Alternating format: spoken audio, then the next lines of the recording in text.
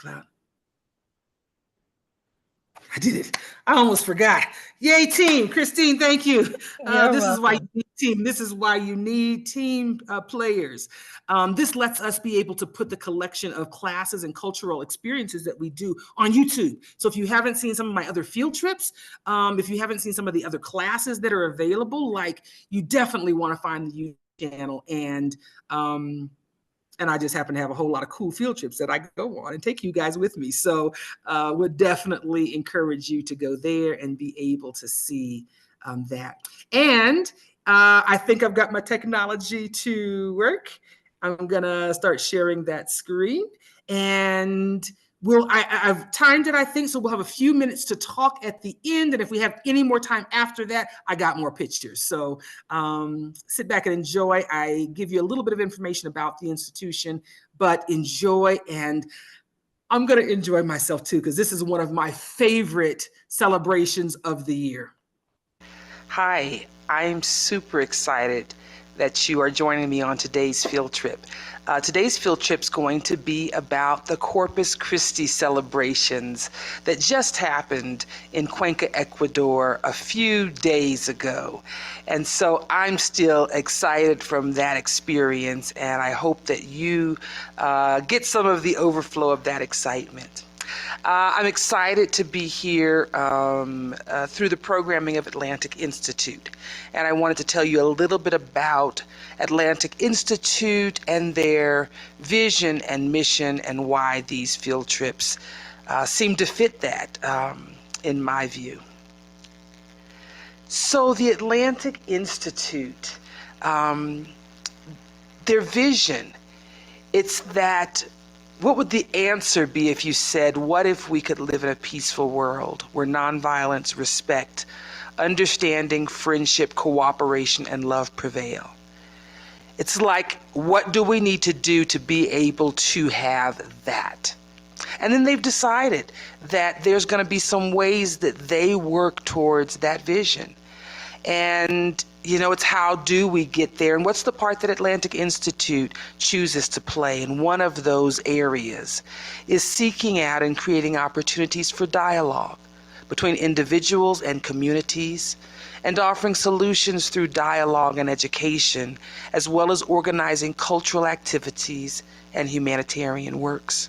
That's one of the missions that they have taken on. And this class, these events, this field trip, is one of those ways that I get to be involved with sharing about culture, different cultures than I grew up experiencing. Many of them from right here in the area that I now call home in Cuenca, Ecuador. And this field trip is going to be no different. I'm going to be sharing with you today about Corpus Christi. It's one of the holidays that just happened a few weeks ago here in what is now home for me, Cuenca, Ecuador. But it literally translates the body of Christ. Sometimes it's called the Septenario, or the 7 days. The Latin, there's a long name that you'll be able to see, but it's considered the day of the most holy body and blood of Jesus Christ, or the most holy of the communions that's taken throughout the year. This is the communion that oftentimes is when confirmation happens, but this is the main communion of all communions in the year, Corpus Christi. And it's a Catholic tradition, and it's considered one of their most important holidays in their liturgical calendar. And it's celebrated around the world. And I started looking at how this particular holiday came to Cuenca. Being here, the cathedrals are all over the place. They're some of them just huge and brilliant cathedrals. There's a very strong Catholic influence here in the area. And I found out that 7 years after the founding of Cuenca, Corpus Christi was introduced by the Spanish in 1654. And this particular custom was to replace the Inti Raymi, which is an Incan celebration of the harvest. One of the anecdotal things that's been told to me since I've been here in Cuenca was that oftentimes when the Spanish would come in, they would place their cathedrals on the places where the former temples would have been. This particular area has places that they think were the temple mounts for their gods, the deities of the Incan people.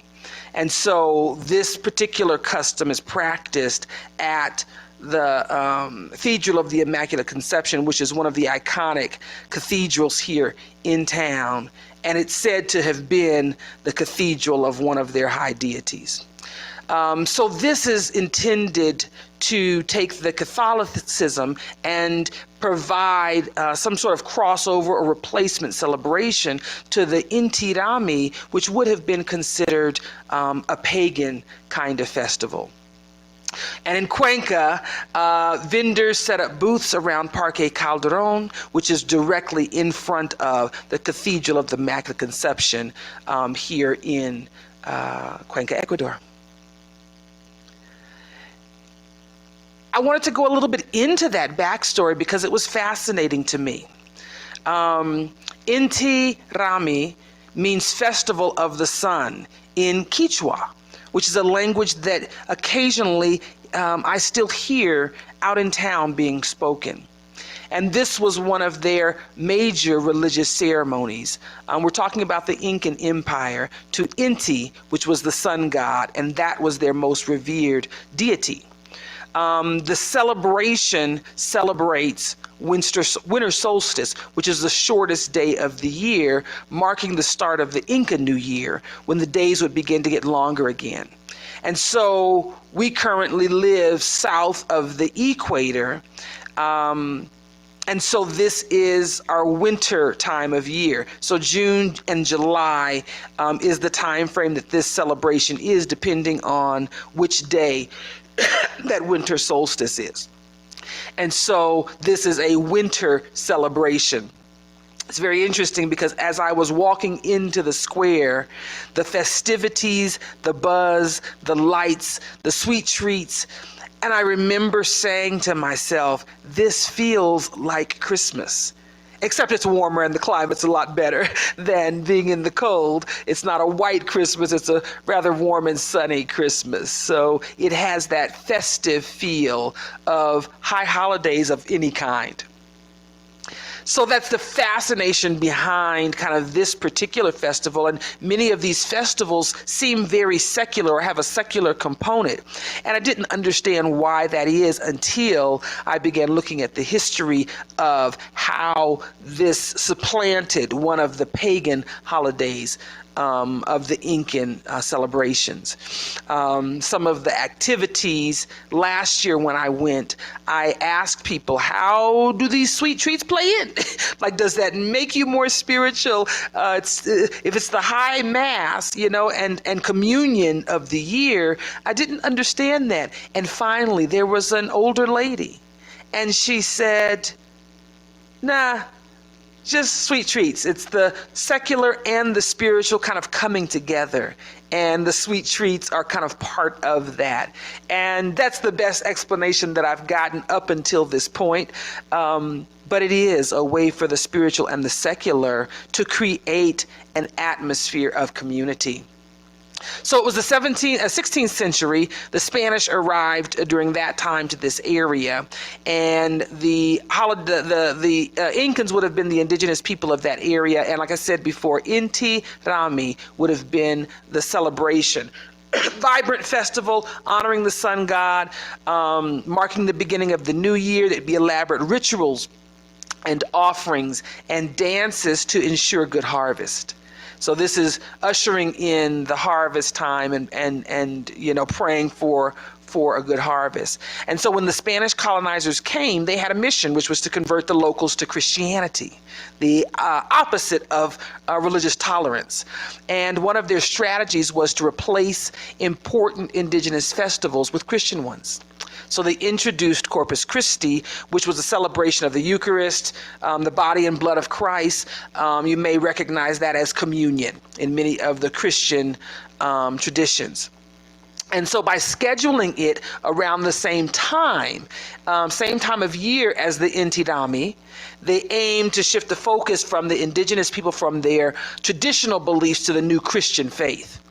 And some of the information I pulled up said it was not so much a way to do religious conversion, but to integrate, for the Spanish to integrate into the local culture and integrate the people into the colonial society and culture, that it really was about a cultural indoctrination. But the local communities didn't abandon their traditions. Instead, what they did was they blended their customs with the new ones, creating kind of a uniqueness to the celebration. In experiencing this is my second year now experiencing this particular holiday, and it is one of the highest celebration modes that I've seen the city on when it comes to these kind of festivals. But it is that mixture of some of the traditions that would have been considered pagan in those days. The traditional sweet treats, the music and the dance, both reflect some of the Spanish influence, but there's a lot of the Incan influence in that. The way that they were able to maintain really the threads of connection with their identity, even in spite of, the impacts of colonialization by the Spanish. So the backstory to Corpus Christi, the sweet treats and the music and the dance that would have been very common part of the Incan celebrations, is added to this high holy day of communion that the Catholic Church was indoctrinating the people to. And sweet treats. Sweet treats, I thought about how to explain it, and some of the pictures that you're seeing will kind of give you an explanation of what it looks like, but I can't fully explain it to you, but I'll try. If you can imagine this cathedral that's multiple city blocks in length and an entire city block in width, it's grand, both inside, just the opulence and the gold and the ornateness of it on the inside, but even on the outside are these giant domes that are blue, except for during Corpus Christi when they're lit up each night in a totally different color, which is kind of magical. But there's a park in front of this, Parque Calderon, one of the main parks in the Central District, which is the old world portion of the city, the historic portion. And so you've got this massive cathedral, and you've got this park that is a block by a block by a block square. And then you have the streets lining this area. And I'm talking about vendors. If you think of a vendor fair of any kind you've ever been to, or a farmer's market, think of a 10 by 10 tent, and they're tent to tent to tent to tent all the way around this square. And every single one of these booths is just loaded with all different varieties of sweet treats. And they're all little bites, which is the dangerous part, but they're all little bites of sweet treats of all kinds. Most of them, and I asked the lady, what is this? Sugar.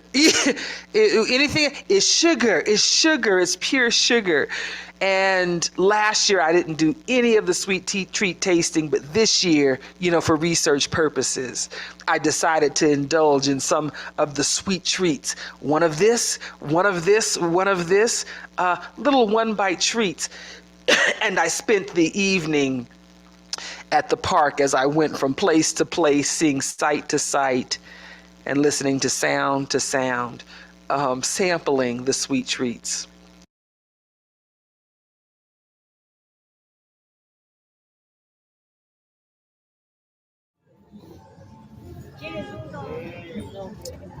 Hola.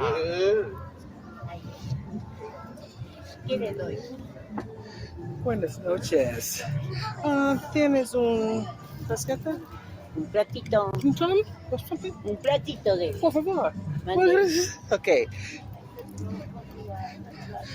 Yo no sé qué es. Tipos. Ok. ¿Es un chocolate? Sí. Ah, Oiga, ¿en dónde puso esto? Vea, saque un poco. Saque arepa.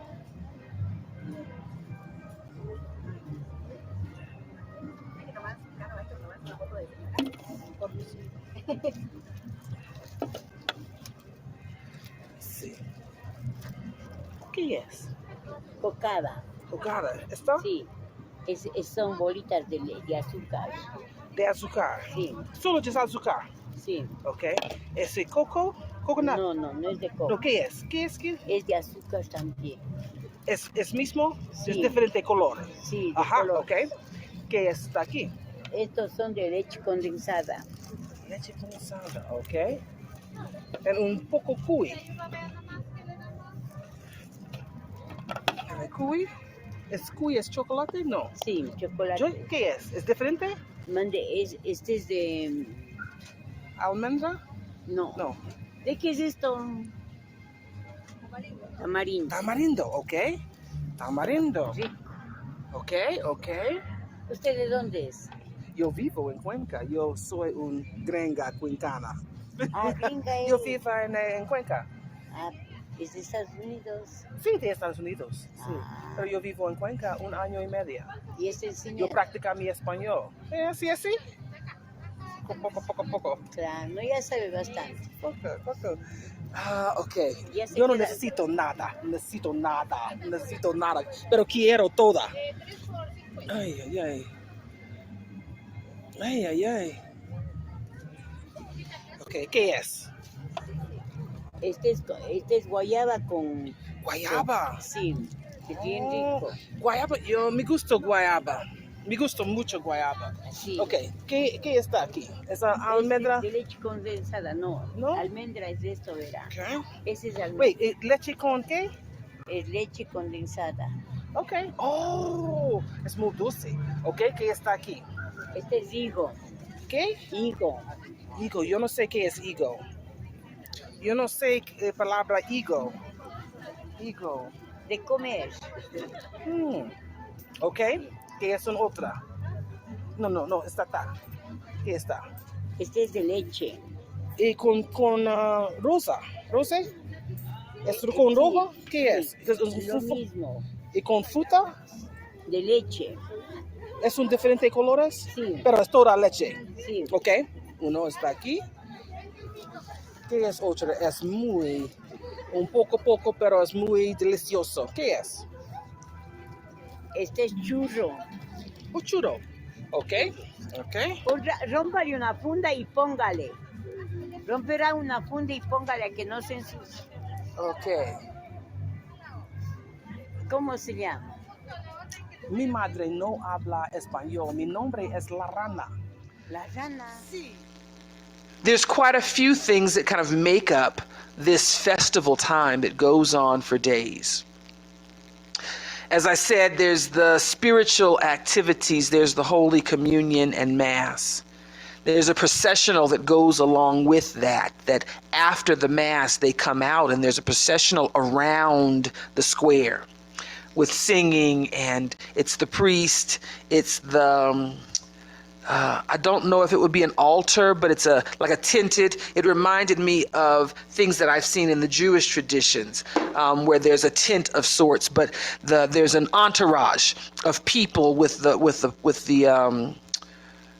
their spiritual leaders, several of them, but there's usually the priest that's got the garments on and other ornate things that they may be holding. And then it's the people, the throngs of people that are leaving Mass. And they're singing and they're holding candles and they're making this public procession around the park. Well, around the park, everyone's not Catholic or participating in the Catholic Mass that's happening. but they're all very patient. I noticed the festivities don't start until Mass is over. And there was a respect for that. Not that they were not busy. There were dancers, some of the traditional dances. And after doing some research, I understood that a little bit better.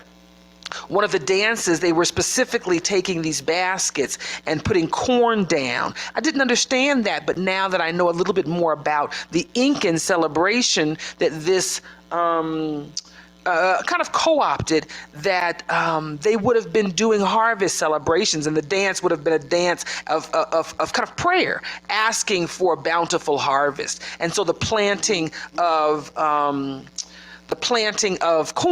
corn is what it was in their baskets. But there was dancing, different kinds of dancing, different style of dancing, and people from different regions, because you can tell that by the clothing. And this is all in the streets. This is all in the streets. And then once the procession has ended, the fireworks start. There's some theatrics that go with it that's also symbolic, and the symbolism in what they're doing. But part of it is the symbolism of running the devil out, running the devil out of people. But there's the crazy cow that's running through there, and there's the symbolism of the group of people that are dancing, and they're the heathens, supposedly, and there's that symbolism of that. But then the fireworks are a part of that, and you'll be able to see some of that. And what happens is they begin to build these in advance, and there's some families that this is their thing, like they are the local masters in this craft, and then they have to come to the streets and assemble this. And I mean the middle of the streets. This entire area is closed off because it's a community-wide block party, and you'll see some of that. Les pedimos eso, aléjense un poquito, mucho cuidado, que se viene la quema del castillo. Gracias a la prefectura de la SUAY, gracias a nuestro prefecto J. Lloret Valdivieso, nuestra viceprefecta Ale Quintanilla, muchas gracias. Y que suene la banda.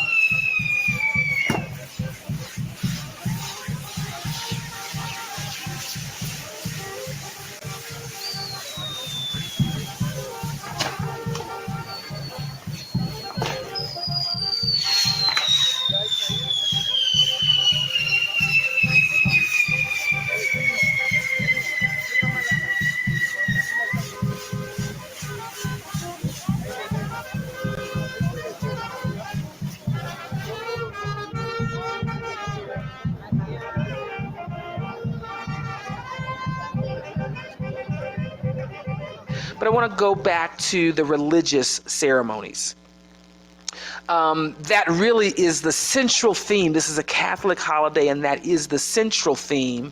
Once that Mass has completed and they've had the communion inside of the cathedral doors open up, and the procession comes out through the street. There's prayers, there's hymns, again, there's candles, there's costuming, a beautiful costuming that was a part of this celebration as well. And then there's a band that follows this. So there's a whole band that's standing and waiting outside of the doors of the cathedral. And then as the priest and the followers come out, they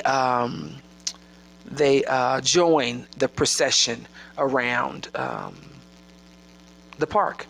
And so this is the proclamation, the public showing of their faith. Then the cultural pieces, the dress, the colorful costumes, the foods that are eaten, because every festival, every holiday time has got food, but the costumes and the food bring that indigenous culture into this very Catholic holiday. And so it was them being able to maintain some of that connection with heritage that's really so visible in this particular celebration specifically. And then the other part that was so rewarding for me is that it's a time for family. All the generations were out. Babies, their parents, the seemingly grandparents or older. And You saw it everywhere. Everywhere. I saw old ladies blowing bubbles in the street for passerbys.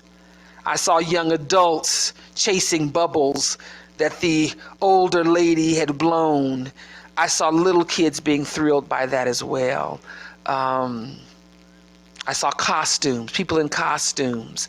The costume characters that are somebody inside of it and somebody's walking them around. Well, cooeys are a thing here, guinea pigs. So the walking guinea pigs.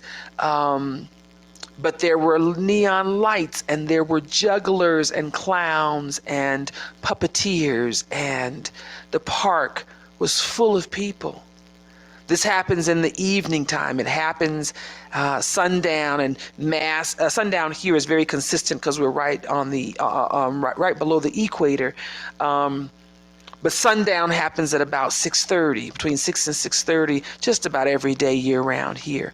And mass didn't start till I think it was 7 or 7:30.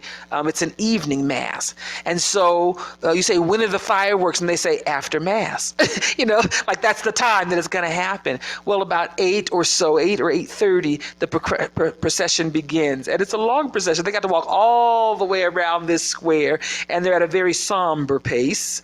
And when they finally come back around is when the dancing starts in front of the fireworks. And so it's all these things that are happening, and sweet treats. So everyone that's partaking in the sweet treats has a sugar rush by that time. But it's very much a family affair. It's multi-generational, and it feels so comfortable and safe. I've had this conversation several times that just knowing the climate that we're in, and I still follow what's happening in the United States. And when we see the news, we see some of the danger of going into gatherings. And I've had conversations sometimes with myself saying I would never in today's times be comfortable going to a large gathering like this at night with people where the noises sound like bang, bang, bang, bang, bang, and you can't tell whether that's fireworks or violence. But I have felt very safe here. And the people in this community must feel that same kind of safety, because this party goes on every night for about a week with people coming out to just celebrate. It feels festive like Christmas time. And for me, the part that really ties in with the mission of Atlantic Community is the blending of religion, the devotion to those spiritual traditions of those that are holding to the Catholic belief system. And it's the way that contemporary culture has been able to merge and maintain a connection with their heritage, and to bring those together so that people, regardless of whether they're Catholic or not, can come and participate in this special time. It's like we can celebrate with you, and we can celebrate together. And this holiday really seems to express that. I was pleasantly surprised that in this area too, religious freedom and tolerance and a respect for those indigenous ways has increased. And so just in a few days, it follows this holiday usually depending on the solar cycles, but there are many celebrations scheduled to be able to celebrate the Inti Rami in a remembrance of the festival of the sun that for the people of their heritage was their major religious ceremony of the Incan Empire. So being able to see those two now celebrated, both together and in their original, or a reflection of the original form, for me is real exciting. So I'm excited to be able to share this and the sites with you. And thank you for hearing my lecture portion. And now I'd like to show you some more of the sights and sounds of Corpus Christi 2024 here in Cuenca, Ecuador.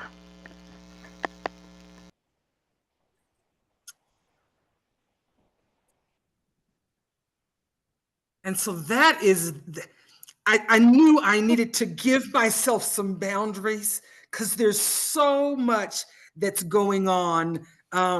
This festival goes on every night. You saw the just beginnings of the firework. That fireworks show went on for about 20 to 25 minutes. From the bottom to the top, everything lights up and spins, and there's things being shot off. There's fireworks draped from the top of that cathedral, which is several hundred feet up, and it rains down like rain.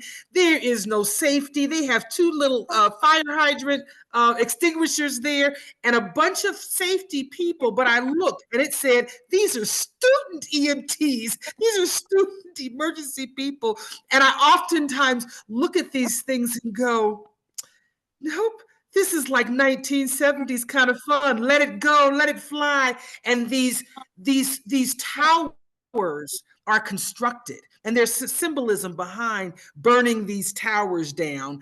But they're spinning flowers and circles, and you got just a taste of what was really happening. It is wild, and it's loud. It's noisy. These things are going off. And then what happens is that's about 8 or 8:30, the first showing. They do the same thing all over again at 10 o'clock. They bring another tower out. It's behind me. You can't quite see where I'm at, but it's another one behind me that they assemble at the same time. And they will walk it out there into the intersection. And I said, I'm going home. I'm going home. I've eaten too much candy and I need to get myself home. I don't know what time the last bus is going, and it's going on 10 o'clock. But as I left, I got a half a block away. And in the balcony, because of the influences here, the balconies look very much like you'd see in New Orleans. Those little narrow balconies that really aren't really a balcony. They're just so that you don't fall out if you open up those windows on the second floor. And there was a band playing and a man singing, and there were people in the streets just dancing. I saw an old man. It looked like his son had him. He had his cane up under his arm, and he was dancing. But right next to that were some teenagers. They had laid their skateboards down, and there was guys and girls, and they were dancing in the street, where you see young and old and people from all different walks of life just enjoying themselves in that kind of innocent fun. You just go into the park to see the people, to eat the sweet treats. Those that were Catholics participated. I saw people standing around me as they were walking by. They were saying things, different litanies, or there were songs that were being sung that many of the people chimed in. They understood what was being said. They understood the words to the song, and they were sharing in that, even though they weren't inside for mass. They were outside with me eating sweet treats and watching them get those castles built. There's so much going on, but after doing some research and really understand, I could see how there's probably the subtle resistance, how they managed to hold on to their faith traditions, things that were very, very important to them. And then even in the symbology with the priest, that he's carrying this thing, and it's the sun. And part of this may have been the appeasement. You know, you don't want, at that time, they would have considered these to be the savages. You know, they would have considered these people and their faith traditions to be uncivilized, but that they probably had to appease them in some ways. And the ways that the people did resistance and held on to that legacy was incorporating these customs, the costuming. In one of the video clips, you could see it. They had these masks on with these long noses, and they were pretending to be drunks. because there's a part of it where they run the devil out of you, so it's that interplay between righteousness and being the heathens. And the Incan culture is a vibrant culture. The colors, as you could see, the costuming, the masks, the ornateness of these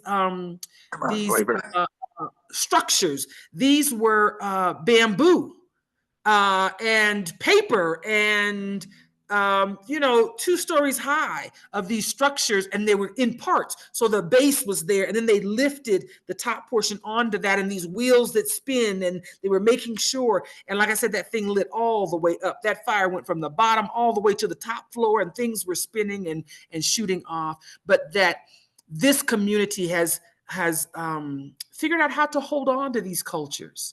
Even in their form of modification, they're holding on to that, and it becomes a way for community to come together. I'm not Catholic.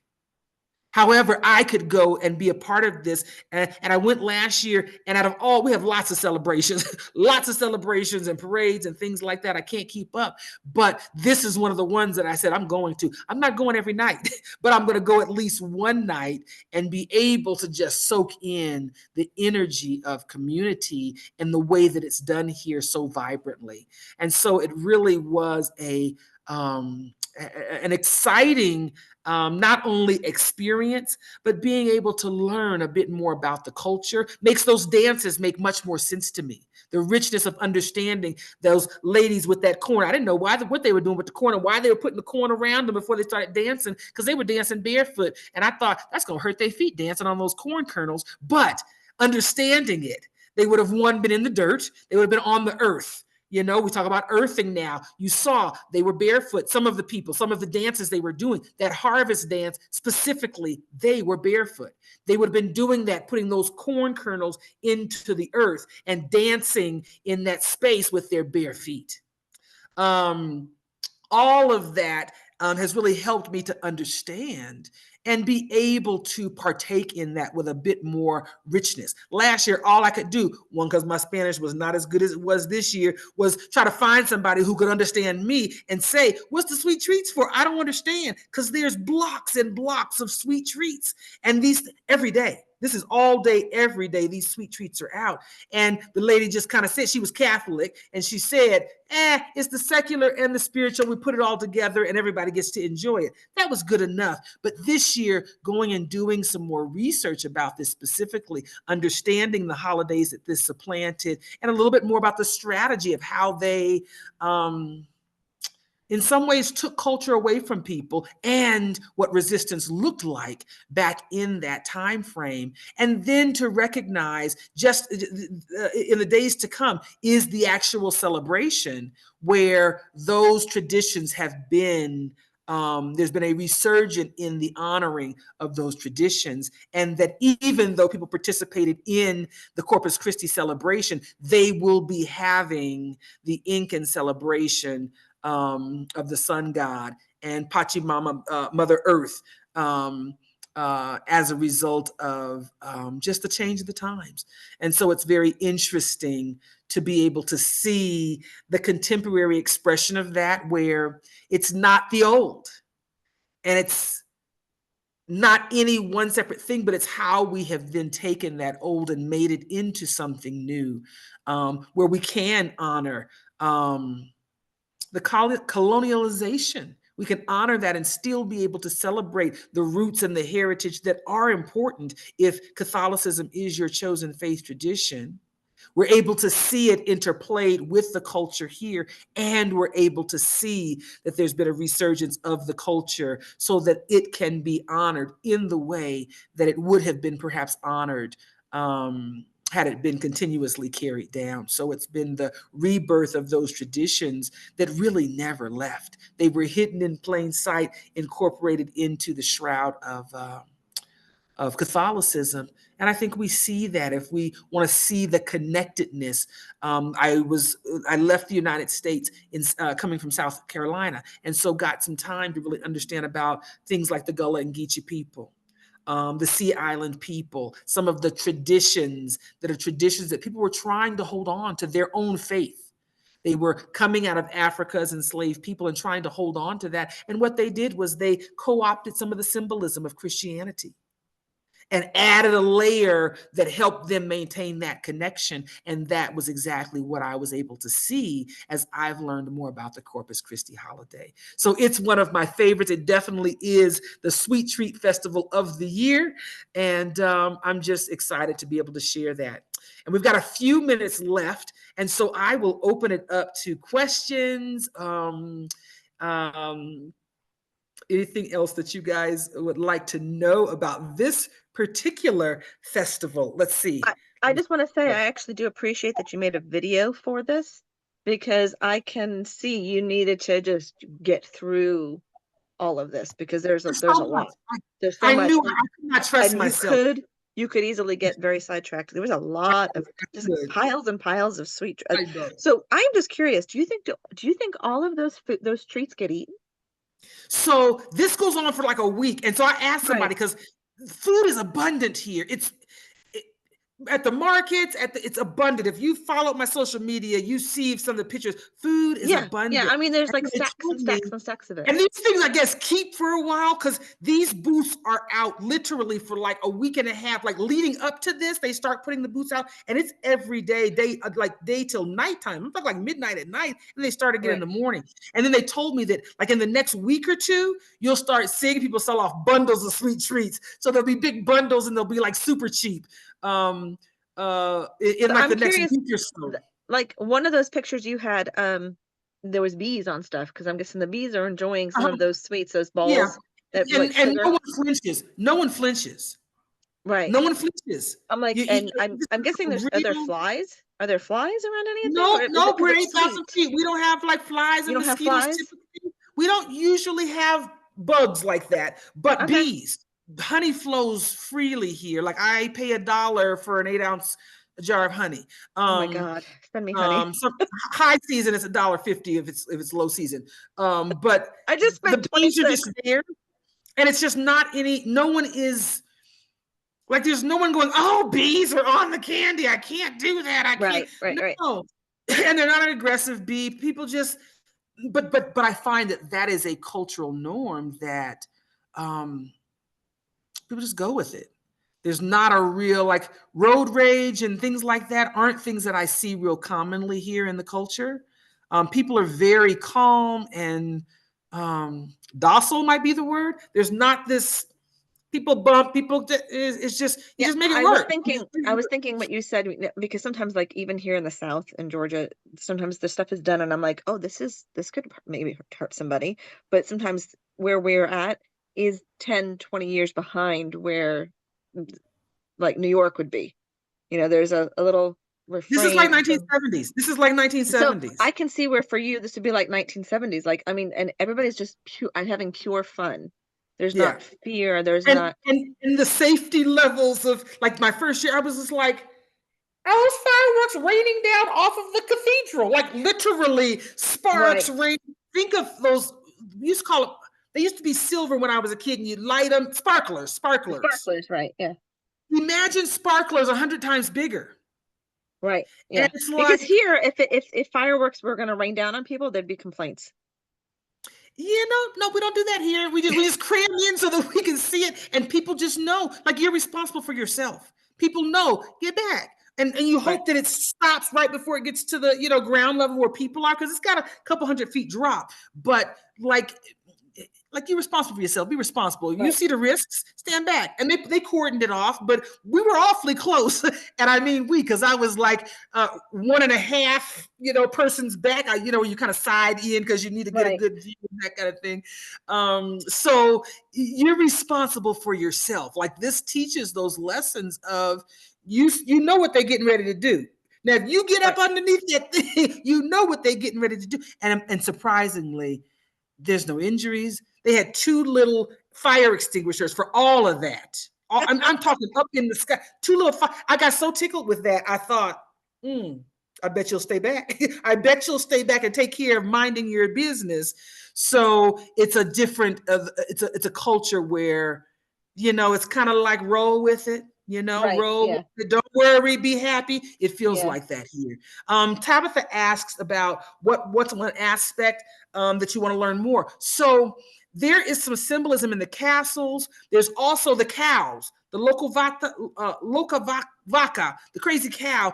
And I just did a little bit of research that's tied to the spirits, those dancers there that had the masks on that were pretending to be drunk and harassing the ladies. That's what they were doing, taking their wool, taking their stuff. They were being obstinate. There's some additional symbolism about that's tied to, I think, righteousness and all of that. And I'd like to learn a little bit more about that. And then every night there's like a different piece of that. I went on the castles and bull night.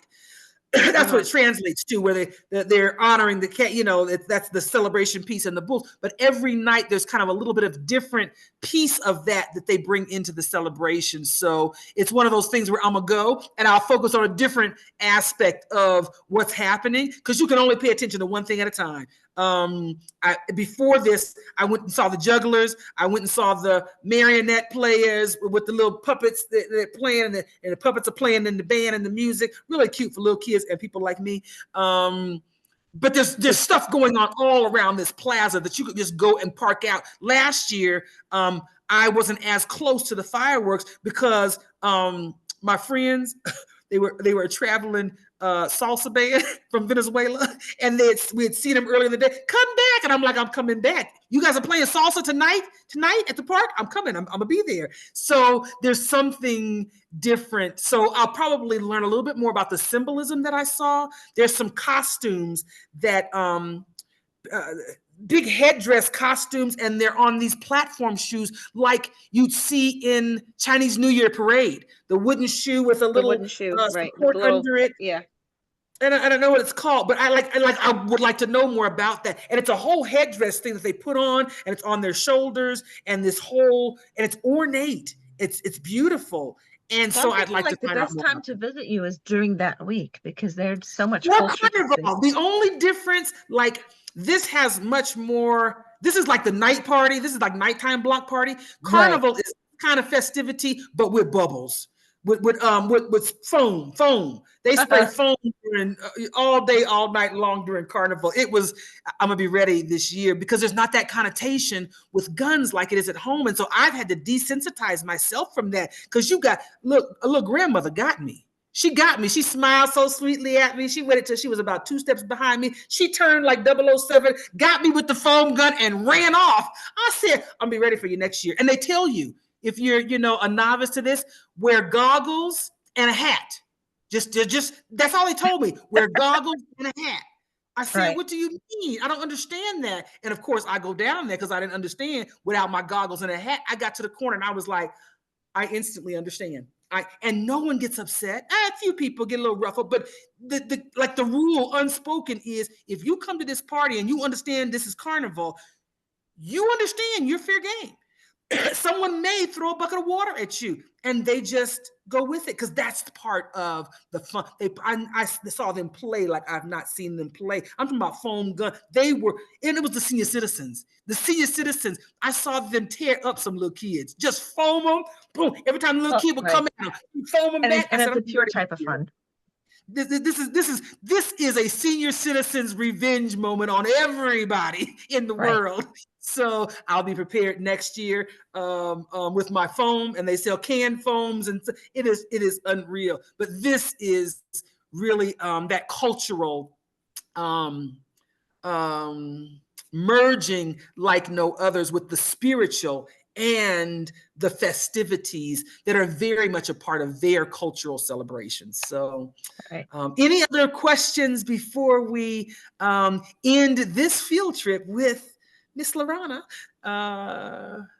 of the Corpus Christi celebration?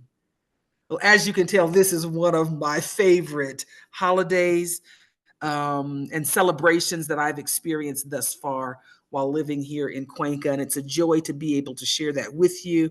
I'm grateful for the work that Atlantic Institute does in helping us to see our diversity and be able to embrace that as a privilege, and help us to be able to have a better understanding of our differences.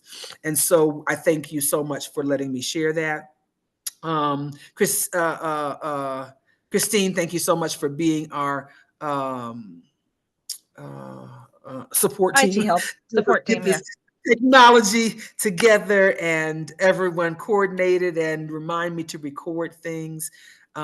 We thank you all for coming wherever you may be from. Be on the lookout if you go to Atlantic Institute's page, either their Facebook page or the website. You'll see the calendar of events. Sign up for the variety of things, not only the field trips I take you on usually once a month or so, but there's other of our correspondents that are somewhere in the world sharing really cool things with you. So if you haven't had the opportunity to join in, you can go on YouTube and find some of the older broadcasts, but we encourage you to keep up with what's happening and join in. All right, it's been a joy to have you all with me. This field trip is dismissed. We will see you all next time. Thank you, Lorana. You're welcome. Everyone have a good evening.